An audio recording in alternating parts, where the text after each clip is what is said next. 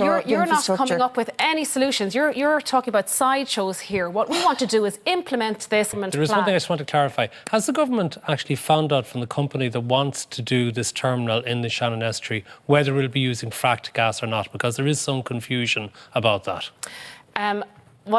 My understanding from what Minister Bruton has said, he is not going to grant any application here of granting until a review. So I don't know the answer to that. 2/3 of the increase in production of all natural gas over the past decade globally has been shale gas development in the United States. Natural gas production in the United States is now dominated by shale gas, and if Ireland were to import LNG from the United States, it would largely be shale gas. And I'm here to tell you that the gas you'll be getting is harming people here and killing them. Our panel: People Before Profit TD, Breed Smith; Fine Gael's Hildegarde Naughton; John Fitzgerald, the Climate Advisory Council, and all the experts say gas is the least worst of the fossil fuels. Well, fracked gas isn't another matter. Fracked gas is the matter, because this project, the liquefied natural gas project to be floated on gas hubs in the Shannon estuary, is actually listed on the projects of common interest by the company who've made the application, New Fortress Energy.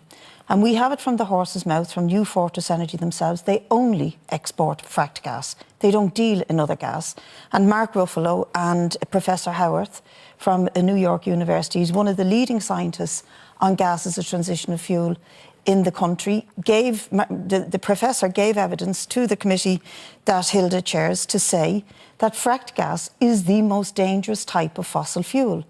Number one, because the methane leakage is 87 times more powerful at trapping the Earth's energy and heat than CO2 is.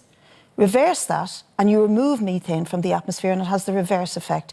This is fracked gas, make no mistake about it. And by the way, you quoted Professor John Fitzgerald and the Climate Advisory Council. He's not a scientist.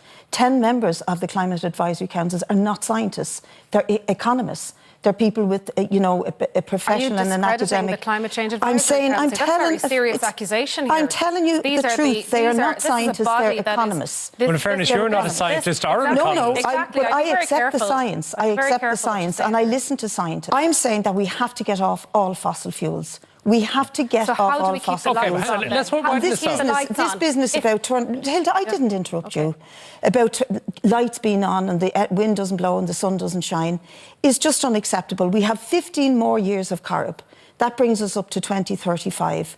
We have 2 connectors at Moffat. We have guarantees, even under Brexit, from both the Energy Commission in Britain and our own board, Gash, that there'll be no interruption from the connectors at Moffat. You're not coming up with any solutions. You're talking about sideshows here. What we want to do is implement this. You need to read the plan. David, you need to read the plan. Microgeneration. I didn't read the plan. And they're free. Can I finish my point? And then you can come in after.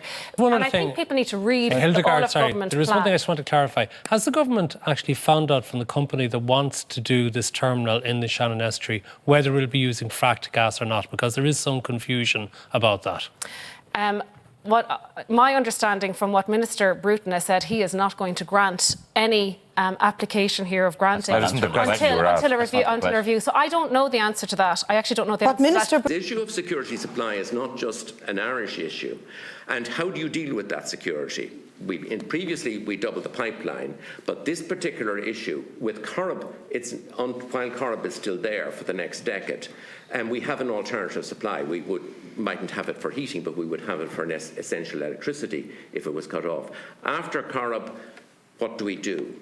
You could have LNG terminal in somewhere where you bring in LNG, or if you found gas, it would be of value to us in terms of security supply.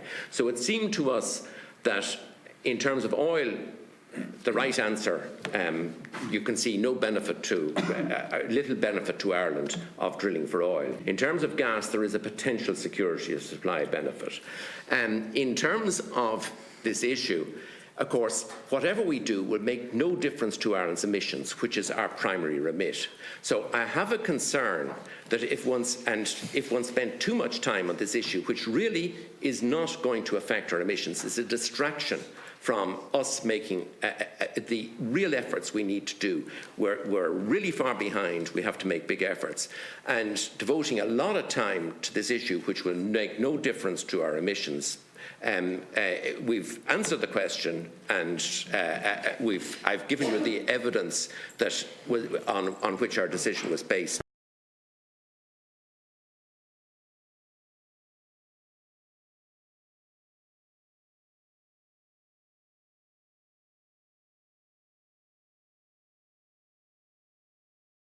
Complicated question. Obviously, the territorial responsibility under the existing UNFCCC processes and the Paris Agreement, it is territorial. So nations are responsible for emissions within their own territory. The upstream emissions I've talked about arising from our use of fracked gas would be in the territory of the United States primarily. Under the current arrangements, that then means we delegate responsibility for that to the US. But if they withdraw from the agreement, all bets are off, and we definitely have to look at our own responsibility much more closely.